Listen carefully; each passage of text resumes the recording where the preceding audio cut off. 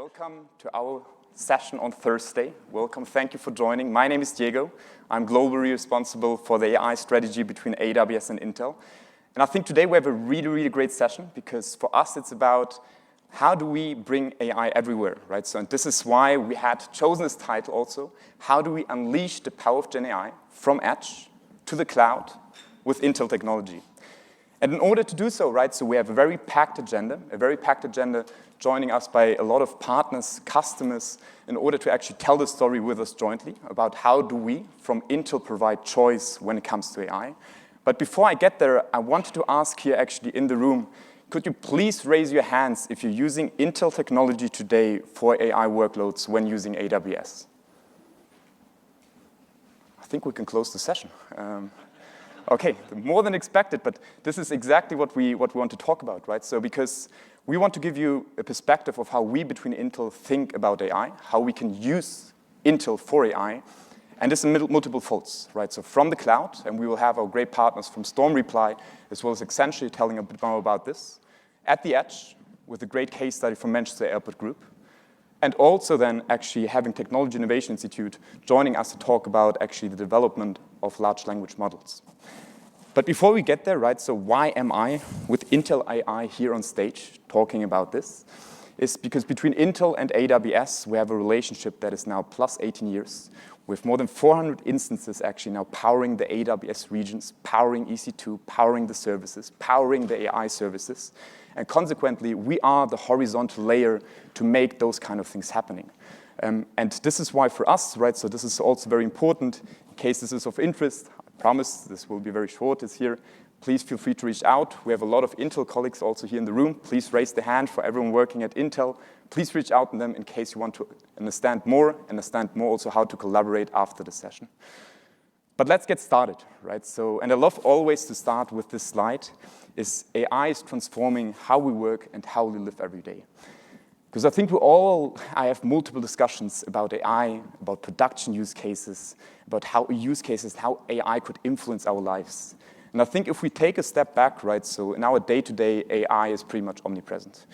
I watch a lot of Netflix, unfortunately, right, so, but I think Netflix, for personal perspective, is a great example of recommender systems. The second piece then at work, right, so we're all in Teams, Chimes call here, of course, with Amazon, Zoom, perfect example, again, of speech to text, right? So we have AI pretty much omnipresent when we look into the enterprises. And we have, I think, a very unique role within Intel, right? So because we look bottom up, we develop first the hardware. And I thought I'd start also by showcasing you how we try to perceive the AI strategy moving forward with Intel and what you can expect from us. And I liked actually starting with this kind of market data slide because there are two different callouts, right? So number one is really the investment that we see in AI. And if you look at the little box here at the left, 58%, right, so of CEOs from leading public companies actively will invest in AI. And within that, of course, right, so we have this magic number of $300 billion of US dollars that will be exceeded to be spent for GenAI by 2026. So I think, of course, this is for us a statement saying like, hey, the investment will be huge, and at the moment, generative AI will be the leader from the spending perspective. But the second point is for me also, and maybe even more important, it comes back to the point, how do we build use cases? How do we build production? Is it just AWS? Is it just the cloud? And I think this is where I'll tag along on the second piece is more than 75% of enterprise data will be created and processed outside of the data center and the cloud by 2025. So what does that mean? It means for us that we will have AI pretty much everywhere. And this is the way also we from Intel, we try to perceive that. We need to position AI actually across the board, across the silicons. And there's not a one-stop shop. We want to go from the PC to the edge, to the data center, to the cloud. And I think this is the way also we try to address this today in the speech and try to address this also in the speech and the case studies that we're trying to present to you guys. And now before we get going, how do we do this now with AWS? And I think there are two very important pieces. On the one side for us is, and I think this is very important, our strategy is open source software toolkit strategy. And I think this is something that most of the people still underestimate or which are not at the stage, and we need to have a better education on this one. we are building actually software tools. We are building and upstreaming and extending AI tools with Intel. And it goes from upstreaming, for example, PyTorch, right? So we have Intel extensions for PyTorch with every time the same objective. How do we create and develop a stack that runs as best as possible on Intel architecture? OpenVINO, for me, is the best example, and I will not get away too much on this one. We'll hear more from there, actually, on the Manchester Airport Group, is how do we have toolkits in place that, again, help you accelerate the performance when using Intel. And for us, this is very important because when talking about Intel, we do not only talk about hardware. We talk about software combined with hardware. And then when we try to split this within training and within inference, you can expect also from an Intel perspective different processes, right? So we start evidently from Intel Xeon Scalable, our CPU processes that can be used for classical machine learning training, as well as inference in the cloud, and we'll hear more about that, about the innovations that we did with AWS to use CPUs for AI. And also Habana Gaudi, right? So with DL1, that allows us to train on a large scale and train with an alternative actually on AWS. And it comes me to the second bottom, which is, again, bringing AI everywhere, right? So we have then, again, products not only in the cloud, but Intel Arc architectures, GPUs that also power the edge with Intel and with you. So for me, this is very important to understand, right? So is that when we talk about AI, we talk software and we talk hardware with Intel. And with having said that, I would like actually to introduce our first speaker on stage, Ramti from Accenture, to tell you a little bit more about how AI can be used jointly with Intel on AWS. Thank you, Dio. Thank you. Can you hear me fine? OK. So I'm Ramti Navanlu, part of Accenture's Data and AI group. And I'm a principal director helping the firm build assets and accelerators that we take to the market at a global scale. So for over 10 years, a decade, Accenture and Intel have been collaborating very closely to try to leverage each other's strengths and bring value to our clients. And more specifically in the area of AI, what we're trying to do is first to co-innovate, right? So Diego was talking about, how is it possible to run GenAI workloads on Xeon, on CPUs, right? And we talk more about that. But, this was something that we started very early on in this collaboration to find out what are the types of workloads that could be run on different compute alternatives faster and cheaper, right? So it's about reducing TCO, but also making sure that we get the performance that we need for these different types of use cases that we have.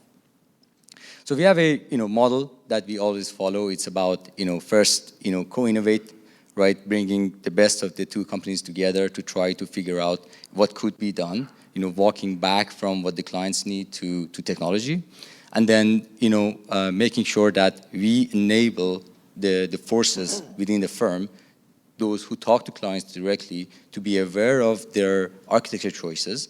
And then third, going to market at scale, building things, assets that are scalable and usable, globally. So that brings us to the framework that we have built, right? So we call it a generative AI platform. It's a playground together with reference architectures, blueprints, and accelerators to help people do all of these things, right? So it's about, and we started, again, backwards from what we hear from our clients to what we could do with Intel and AWS, right? So Diego talked about the compute layer, right? So that's what we have to work with. And understanding which of these compute choices, whether it's CPU, Gaudi chips, or other alternatives for some edge use cases, what is actually available to us, right? And then looking at the use cases, mostly understanding how we could leverage open source and commercially available foundation models, right? Because there's a trend that's converging, and we realized that very early on, that there's always a trade-off between using the latest and greatest models, right, that you have to pay for, and the smaller models that are open source and available for you, and you can own it, you can fine-tune it, you can do whatever you want with it, and you can also apply a lot of security to it, to help keep your data within the perimeter of your company.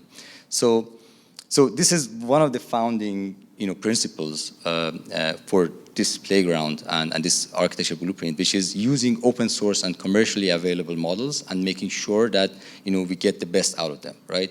And a lot of it is about running those models on CPUs and proving that this not only gives you the performance that you need, but also it is a lot cheaper. So we have a lot of benchmarking and packages, containerized packages that will allow you to deploy small language models, right? Models of up to 30 billion parameters on CPU instances, right? Very quickly, and then realize the performance benefits, right? So and we have a few use cases there, like prompt engineering, like fine tuning, like model optimization and performance evaluation.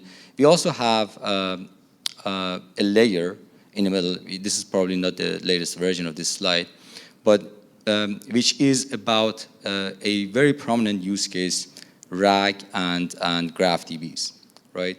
So we have built also, so it's about, on one side, running your generative AI models, on the other side, running all of the vector DBs and databases that need to augment the LLM, right? So there's always, obviously a limit to what an LLM can tell you, right? Especially in the context of your business, right? So we always, like over 70% of the projects that we do right now, and we have, over 2,500 projects going on for GenAI, and over 70% of them involve RAG, right? So, that's a huge percentage. It's really important, the latency and the augmentation that actually these systems provide on vector DB and graph DB. So next, I wanted to talk about an example of how we actually use this platform and these reference architectures, these accelerators, to actually solve a client problem. This is for a large high-tech client, and their problem was testing a large network switch, right? And this could be, like in this case, this product is a network switch. It could be, you're testing a mountain bike for, like, stress state testing a mountain bike, or testing a jet engine, right? It's wherever you have data and you have ideal, basically, characteristics or behavior of the product, and then you want to compare it to the actual situation, test situation, right? So it's like, especially when you have a lot of data that humans cannot understand, it's really important to leverage a system that can help you analyze it. And this is one of those examples, right? So analyzing billions of network packets, right? The log data that you have, right? To understand if this switch is actually doing what it needs to do was the problem, right? And it turns out that graph DBs are really appropriate to solve this type of problem, right? Because, not only this type of problem, but a lot of the RAG use cases that we have with our clients, right? Because of the type of connections that they make between the different entities. So in this case, we have a lot of network log data. The first thing to do is to build a graph DB, right? That's the first place we actually used these foundation models. So we use generative AI to help us create a graph DB, right? Because it's a very cumbersome task for a human to do, right? So finding what the root node should be, right? How the nodes and relationships should be established, right? So that's the first area where we used generative AI. And then once now we have the graph DB, right? We have the data from actual test environment, right? And we bring it back, we create, we add it to the records that we have. And then now we want to compare and understand, the similarity, right? Or what are the areas where, it's misbehaving, basically, the switch is misbehaving, right? And then finding the root cause for it. So there's a query language, like SQL, for graph DBs, right? Like creating a cipher, we call it Cipher, right? That's the second area where we use generative AI, right? So you use generative AI to actually understand what is the question that the person is asking, that technician is asking, and then turn it into a query that you can send to the GraphDB that you have built, right? So that cipher is being created as a result of a text query by the technician, and that text query is being turned into a cipher, being submitted to the GraphDB, and you get the result. The result is like a mess of a lot of data, and then again we use generative AI to read through that, right? And then tell the technician, hey, here's what we found. Here's what the problems that we see, that based on the similarity search that we do, how is this different from your actual lab setting test that you did, and then what the root causes for that might be. Right, so basically that's the last piece where we have the Q&A between the user, the technician, and the system. Right, so all of this is offered through a front end, right? But this front end is something that could be changed depending on the client use case. And under the hood, we have used a lot of Intel compute, and on AWS with different technologies we used OPIA, which is a framework for RAG deployment offered. Like Intel is a founding member, and we are contributing to that. We're using to build these assets, and things like SageMaker for our entire MLOps orchestration, and Neo4j as a database that we've used, right? So there's a lot more components to this, but on a high level, we bring that's how we see ourselves, our roles, right? So to bring technologies together to solve a problem. So I'm happy to share more. If you want to learn more after the session, I'll be here. Some differences between the regular approach and GraphDB. We'll go over that one. I think this is end of my session, right? So I'm going to end with just using Intel hardware and software technologies, right, makes a lot of sense depending on the workloads that you have, generative AI workloads that you have. So it's important. So that's what we're trying to do, to create reference architectures to tell you basically when and where it's required, and it could actually help establish a good TCO and a performance advantage. Thank you. Thank you, Ramtin. You can keep this here. Thank you. Thank you, Ramtin, first for joining, and thank you for giving us, I think, a more holistic point of view of how AI could be used, how AI is being used also with Accenture. I want to make this now one step forward, right? So inferencing with AI-accelerated instances on AWS. And why do I think this is important? Is because there's still this huge myth, AI workloads require GPUs. And this is something we're trying to address. We're trying to address of how do we actually create choice to our customers and also ensure that there is an understanding that there's not a one-stop shop and not a one solution. CPUs often actually have a lower on-demand pricing, are highly available, and also, to some extent, they can outperform in certain workloads GPUs. Hence, what did we do jointly with AWS? We introduced actually within our silicon and within our CPUs so-called AIM235 instructions. Those are instructions that actually allow you to use our Intel CPUs for AI workloads on AWS. And why is this, I think, very important for us is because we enable that across every single instance that AWS has put available. From M to R to C and even to the U instances, and you can find them on EC2 and you can find them on SageMaker. And I think the beauty about that is, right, so is we can now actually use, and we can use our latest technology and our latest CPUs with AWS to also perform AI inferencing. And whilst I think I could tell you a lot about this, I think there's one better way to actually do that is to bring up our cool partners here from Storm Reply on stage, Don Mashuri, as well as Alessandro, to tell us a little bit more about how can we actually use AI with Intel technology.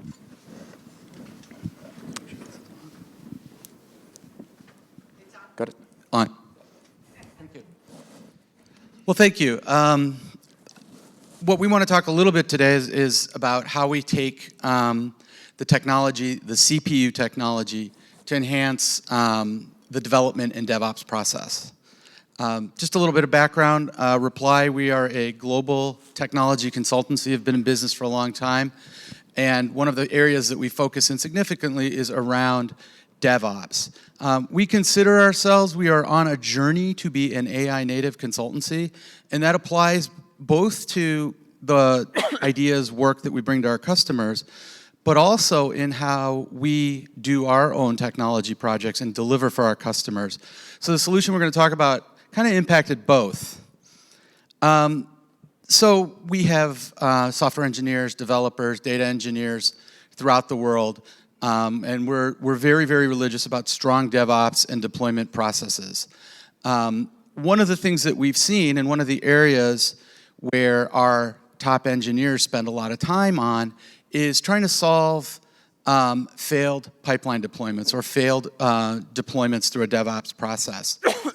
This not only slows down our ability to deliver, or in the case of our customers, their ability to deliver solutions, but it's also taking your best and brightest and focusing on remediation work as opposed to actually solving the business problem you're trying to solve.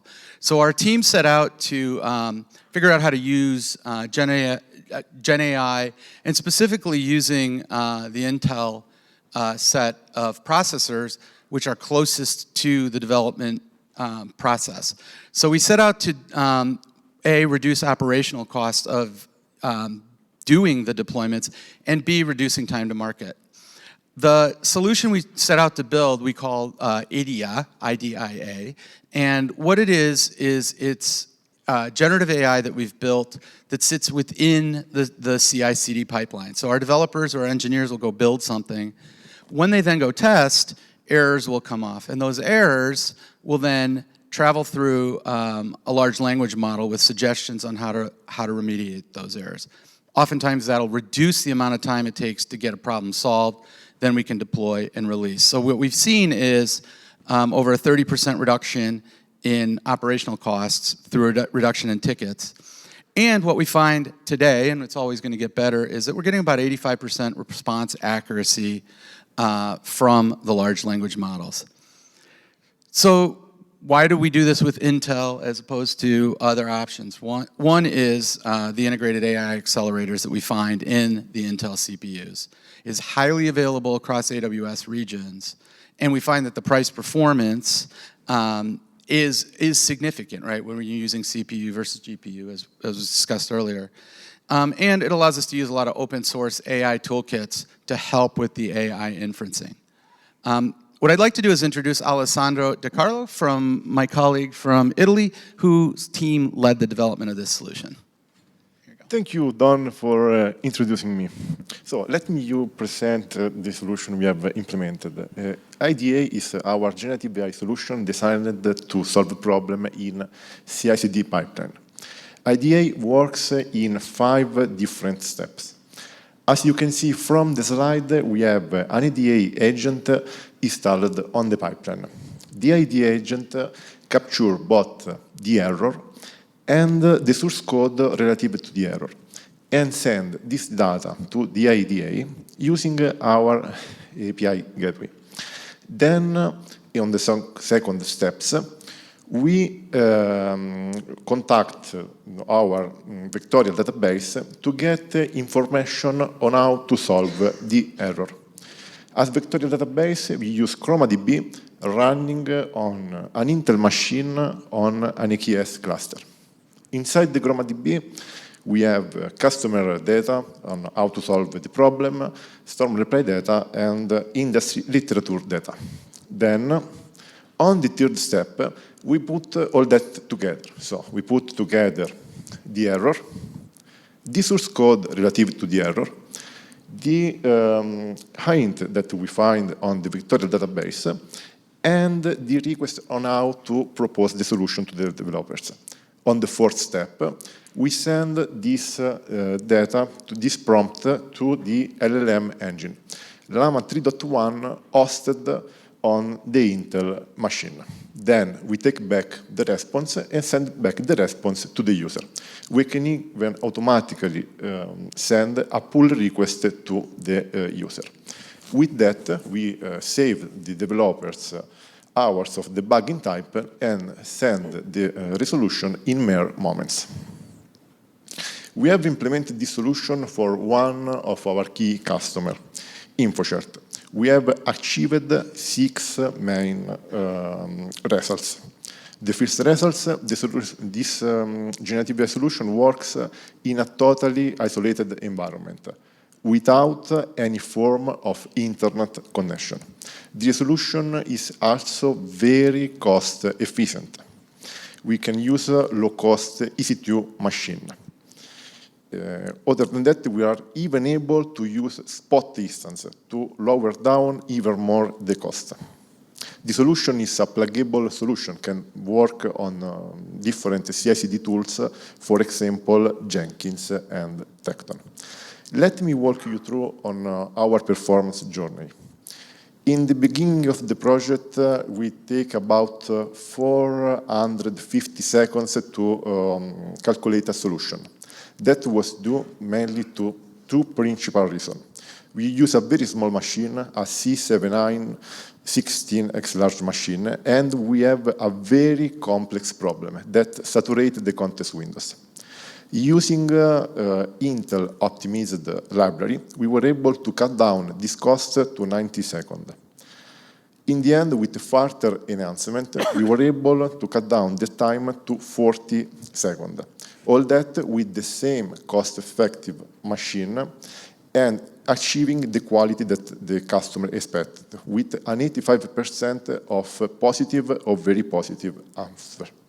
If you want more information about that, you can scan the QR code right there. You'll find a paper that we have created together with Intel and InfoCert. Inside this paper, you will find the information, the solution, the results that we were able to achieve.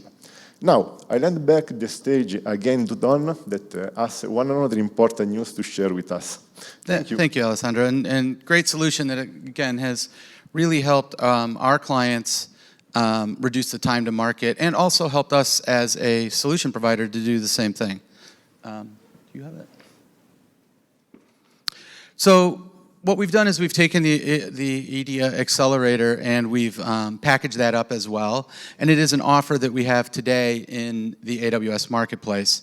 Offer itself is free of charge. We're happy to share the code that we have and help through that deployment process. So if it's of interest, grab us afterwards, take a picture of that QR code, and we're happy to share with you as well what we've put on Marketplace. Thank you. Thank you, Don. Thank you. Thank you, Ali.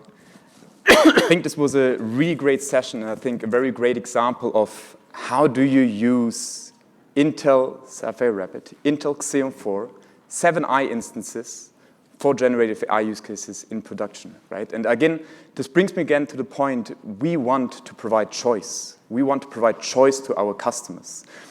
And whilst I think we now talked a lot about how do we have a heterogeneous environment presented by Accenture, how do we take advantage actually of Intel technology in the cloud, I come to my third piece, which is the edge. And if you remember my first slide from Market Data Point, I mentioned that AI will be everywhere. And this is also the mission that we from Intel have.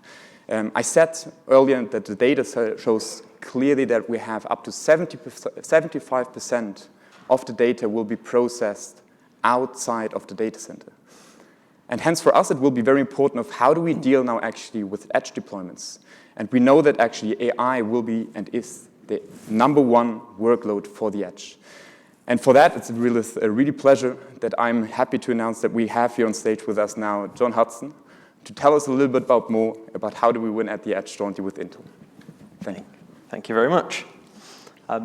So I'm John Hudson. I'm the Chief Technology Officer for Manchester Airport Group in the UK. And for anyone who doesn't know us, we're the largest airport group. We serve about 60 million passengers through our 3 airports. That's Manchester in the north, East Midlands in the centre of the country, and London Stansted in the south. And we travel to about 260 destinations across the globe. So why am I here today? Well, I'm going to tell you a bit of a story of how we went from essentially AI amateurs to experts in just 24 weeks. And that was through the help of AWS Professional Services and Intel. So I want to start with a bit of audience participation, if I can say the word right. Don't worry, it's not hard. Show of hands, who's traveled through an airport? Thought so, good. Next question, who's had a delay going through an airport? Good. Well, not for you, but for me, because what I'm about to tell you is probably going to be of interest to you. So we started with a question of, when you look at delays, there are some delays that you can control and some delays you can't. So weather, we can't really do much about the weather as much as we try. But the delays we can control, that are in our own gift to control, that's where we could do something about it. So we asked the question, can we monitor every single stand and watch that turnaround process of an aircraft? So that's people on and off, bags on and off, refueling, tow truck. There's about 60-something events that happen.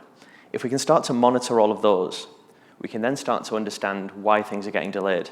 And then next step on from that, we can start to predict when they're going to be delayed and put some resiliency efforts in place. So that was our goal. What did we know? Well, as I said, we're AI amateurs, so very little. And that's where we started to talk to AWS. And we knew that we would need some form of foundational computer vision platform. We need to create and train and distill some of our own models. We need to get access to our CCTV footage, because on every stand there's a CCTV camera that looks at a plane. But what was really important for me, as who runs the engineering teams at the airports, that I knew this piece of technology would go further than just the AI turn. It would be able to be used in multiple scenarios around the airport. So what I wanted to do was make sure that when we did this, we weren't just getting it built for us, we were building it with whoever would come in, so that my team could get upskilled, and then at the end of that, when whoever the third party is that helped us, my team would actually know how to do it, and we could continue to use that. There we go. So we started with a real basic prototype. So we spoke to AWS, and they introduced us to the Panorama devices. They're kind of GPU devices that you can run models on. We found a model, we tested it, we deployed it, we trained it, rinse and repeat. Basically to see if it's something that we're able to do, to see if we think we've got the right aptitude in the team to be able to go ahead and do that at a bigger scale. Unfortunately, and this presentation would be a bit boring if we didn't, we could do it. So we took that, but what we realized is that wasn't going to be scalable. It was just a real basic prototype. So that's when AWS brought AWS Professional Services in to help us get there and understand that how do you actually build this and scale it out, and how do you train the team up. And they introduced us to Intel to talk about edge devices.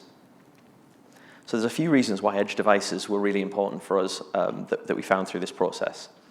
The first is about data protection. So in the UK, we've got the GDPR laws, which talk about what you can and can't do with people's data, how you give them access to it. And we already have a CCTV system set up that manages that, and it's the whole process around accessing that data. It's already set up. So if I was to try and take that camera feed and put it straight into the cloud, I'd have to set that process up again, and it just seems a bit redundant. Same thing for user access management. That's already set up in our system. We know who can access it and who can't. So again, to set that up in the cloud, it didn't make sense. We are governed by the Civil Aviation Authority in the UK and Department for Transport, who have a lot of rules about what we can and can't do. And if we're going to put data into the cloud, it needs to be secured, and there's just a lot more hoops you have to jump through. So when we're introduced to Intel and the edge devices, these plug-and-play devices that come fully configured with everything you need on them, it gives you the benefit of the cloud, but with the security of being on-premise in our airports. So for us, it was a no-brainer that we were going to do that. Now, I do get very thirsty as I do these talks. So let's look at some architecture. That's why we're all here. So what we start with in the top left there is our RTSP feed. That's real-time streaming protocol. It means that all of the cameras that connect through to a central location, and you get the live data there. We're not connecting to each individual camera as we need it. That wouldn't be very efficient. So we connect to that central feed. And then we had the Intel CPU edge device, so it's the Carbon K804. We've also got rack-mountable versions of it now. And on that is a stream controller. So in there, we created our own models and trained them with PyTorch. So we have those models, and then we have OpenVINO that allows us to deploy them onto one or multiple devices really easily. And then we've got DL Streamer for the inference. So it's looking at all the things that are happening. It's trained upon what is an aircraft, what is a tug, what is a center line. And it understands the timestamps of when every different thing happens. Sends those off to a MQTT messaging queue. And then it's all wrapped up in AWS IoT Greengrass and pushed through to the cloud. So at this point, we're never pushing any video to the cloud. We're only just pushing timestamps. So the bandwidth required for that, again, is just another reason why it made sense to do it on-premise, on the edge, rather than do it in the cloud. So it pushes through IoT Core using a Lambda to manage Kafka, and that pushes into our Redshift database so that we can keep all the information in there, and then we can go forward and start doing that predictive analytics on that piece of data. Now, this is really interesting to me. I love the architecture side of it. But I think what's more interesting for me, and hopefully for you, is why this worked for us. So from a hardware perspective, utilizing these devices from Intel, that some are GPU, some are CPU, they are incredibly powerful. So if you take the Panorama device I talked about at the start, and look at that compared to the Carbon 804, the Intel devices are 10 times as powerful, yet they cost exactly the same as the Panorama devices. So the efficiency of scale is incredible. And it's all built around open source software as well. So when I was talking about things like OpenVINO, for me, when I want to get something up and running really fast, and we were on that 24-week timeline, I want to be able to get my team up and running. We try something. If it works, great. If it doesn't, put it in the bin and try something else. If you go for one of Intel's competitors who use proprietary software and hardware, you have to lock into that. Now, we're a public sector company, so if we're going to be spending money, we have to go through tender processes, we have to go through long legal issues. So if I can say to my team, use open source software and get up and running really quickly, try again, it just allows us to progress so much faster. In terms of the media pipeline, DL Stream was fantastic for inference. We're also trialing Intel Getty, so it allows you to use AI to annotate a lot of your images, so we don't need the business experts sitting down saying, that's a plane, that's a plane, that's a plane, that's a plane. We do it once, and then Getty can go through the frames that we cut up of each of our images and say exactly what's going on. And as I said, OpenVINO allows us to publish this out to multiple devices with CDK. So I think it's about time we actually had a look at a demo of this. So this is a video that we took from one of our stands in Manchester in Terminal 2. And as you can see there, the plane's coming in, it's got the bounding box around it, and it's got the accuracy rating of it. On the right-hand side of the screen there, you've got the stop line. Now, that's really important. There's a lot of models out there that could detect a plane because it looks like a plane. Detecting a piece of paint on the floor was quite difficult, but we managed to do that because everything of the turnaround process happens on that line. So what we were able to deliver was an MLOps platform, including that video splitting, so it splits it down frame by frame and annotates it through, and the model training. We're able to do infrastructure as code, so we could take all of those things that we built and deploy them to the edge using CDK. We created that distilled model that actually works for us, and we have 3 very different airports, but we're very confident this can be pushed out across all of those. And then all those events are getting published into Kafka and into Redshift. Now, all of that we did in 24 weeks, going from absolute amateurs to now I've got a team of people who can do it. What I'm pleased to say is this proof of concept was so successful, this week we've started to take this from proof of concept to production, and in the next 12 months we're going to be able to put this out onto 300 plus stands across our airports. So that's been my presentation. If you want to learn more about this, we have a demo on the Intel stand. My head of engineering, who's down here, head of engineering Ian, who's at the front, is going to be on the stand this afternoon, being able to give you more information about what we've done. Thank you very much. Thank you, John. It's not yet finished. We continue. We went Now I think we pretty much rounded it up the way that we thought we wanted to have it, right? So the mission that we always have is, and I can only repeat myself again, we want to bring AI everywhere. We started from a heterogeneous architecture. We moved and showed you actually how we can do this in the cloud and how you can use Intel CPUs in the cloud efficiently, performantly, cost-effectively. And we also, thanks with Manchester Airport Group, we showed you actually how to deploy AI directly at the edge. And I think what we're all curious about is what is next, right? So we see one AI presentation after another. We see one myth after another. We talk about use cases. We talk about pre-production environments. Is GenAI the last AI revolution that we will see? Do we have all the LLMs that we need? And I think for me, it's very important that we also understand a bit about where may the future go. And for this reason, I'm actually really pleased to announce that we have our next speaker here on stage with us, which is from TI, telling us a little bit more about how they are disrupting and including us in with Falcon LLMs. Thank you, Hein. Good morning, everyone. Just maybe before I start, a quick question here.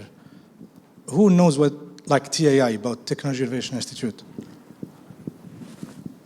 Few, that's good, nice. Who knows about the Falcon large language models?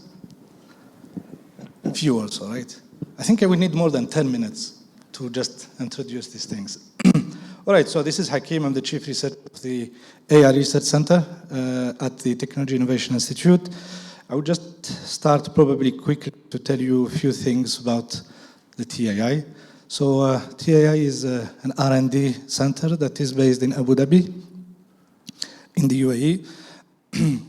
We are doing different things, and that's the interesting part of the story. So we have the AI Research Center that I'm leading, and those who know the TAI, they know it in relation to the generative AI and the Falcon large language models, but we are doing more than that. So we have two parts of the AI that we are doing. So we have this generative AI part, but we have also, I would say, classical AI that we are applying in different models, in different domains.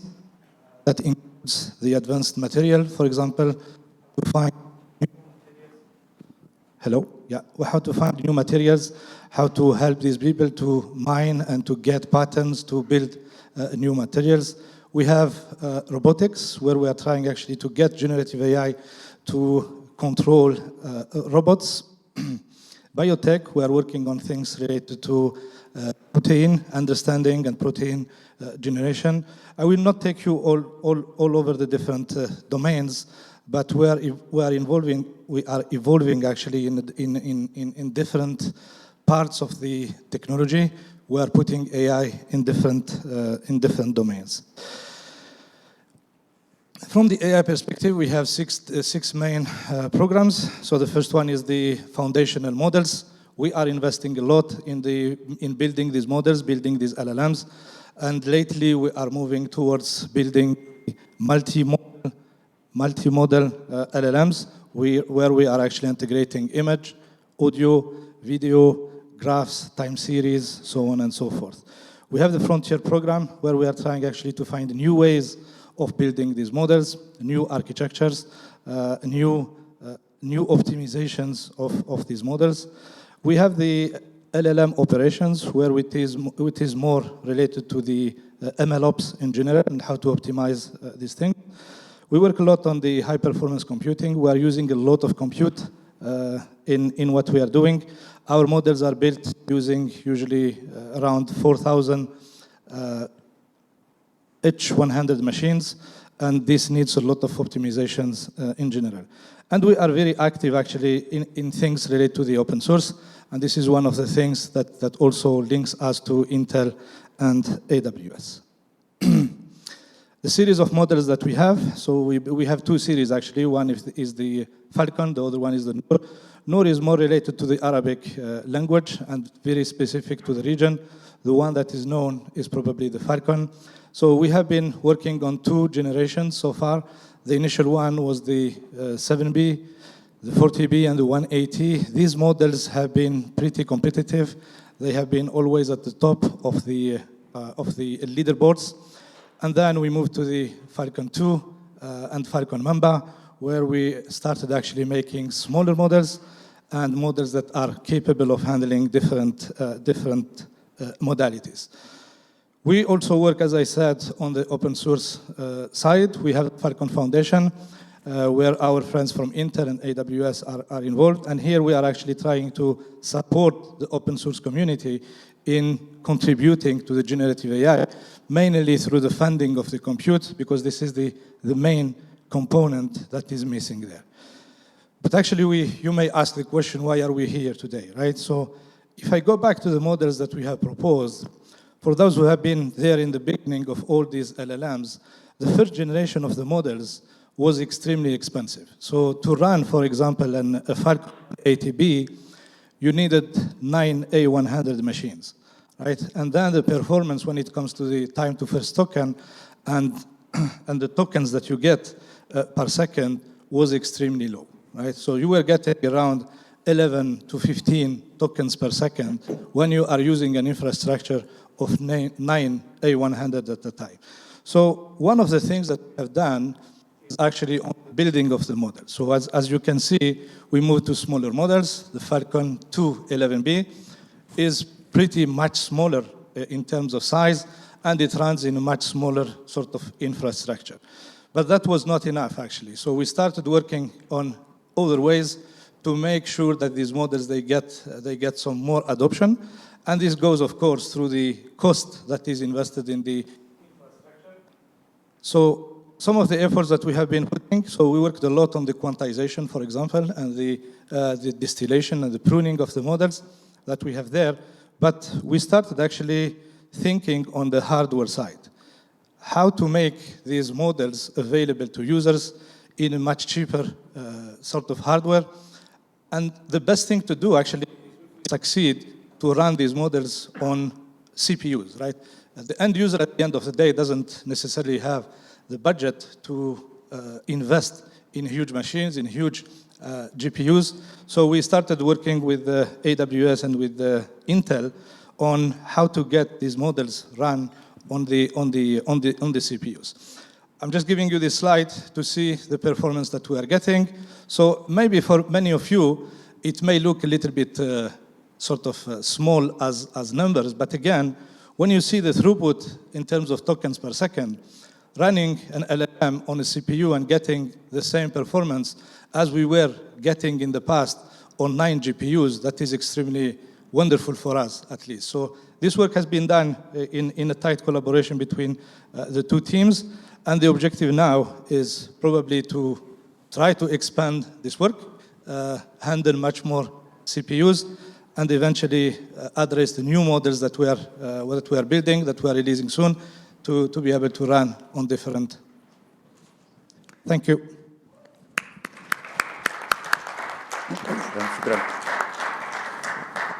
Thank you. I can speak double now. Okay. I'll just keep it here.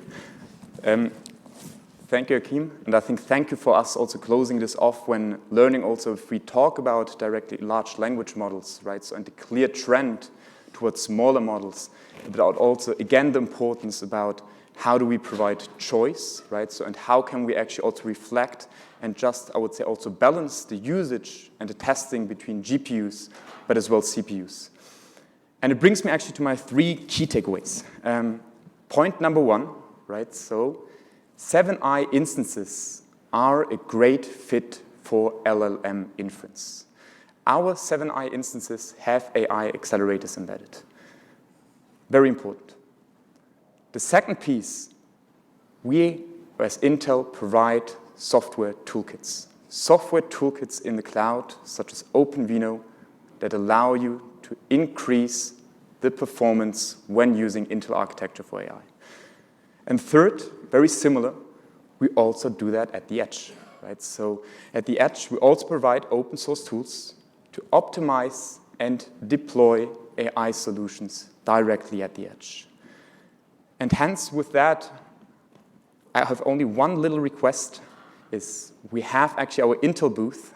John mentioned it already. And in case you want to learn also more about the edge deployments that we've been doing, the deployments that we've been doing on AI, but specifically also with Mac, please come and visit us at the Intel booth. Please join us. I think we have a bunch of Intel colleagues already here, and we're more than happy to answer their more questions. Since we have now 10 minutes left, I'm just going to surprise everyone. Are there questions? If there are questions, I would like to bring everyone on stage. If there are no questions, I would like that they can still sit. So raise the hands, please, if there are still questions in the room. We did such a great job that everyone is here convinced, everyone knows what we do. Okay, then many, many thank you for all the speakers that we have. Big applause to everyone, please, and thanks for joining our session.